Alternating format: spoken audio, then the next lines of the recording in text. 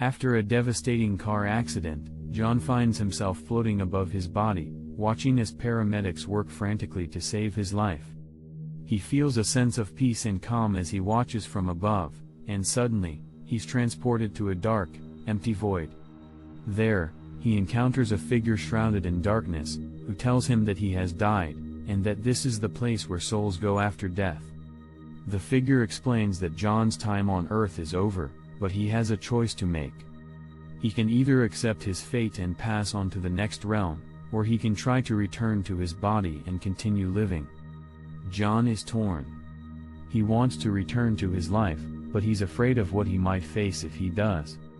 The figure tells him that there is a way to return, but it will come at a cost. He will have to make a deal with a powerful entity that controls the gateway between the realms of the living and the dead. John agrees, and the figure leads him through a dark, twisted maze to the gateway. Here, he meets the entity, a grotesque and terrifying creature that demands a sacrifice in exchange for allowing John to return to his body. John is horrified, but he's desperate to live. He agrees to the creature's demands, and it sends him back to the world of the living. But as he wakes up in the hospital, he realizes that something is different. He has strange powers that he can't explain, and he feels a constant sense of dread and unease. As he tries to adjust to his new life, he realizes that he's being followed by shadowy figures that seem to be watching him.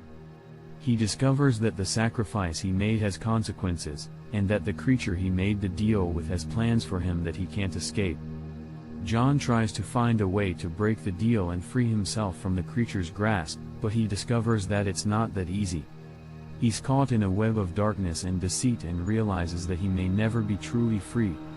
As he struggles to survive in a world that's now filled with danger and darkness, John begins to wonder if it was worth it.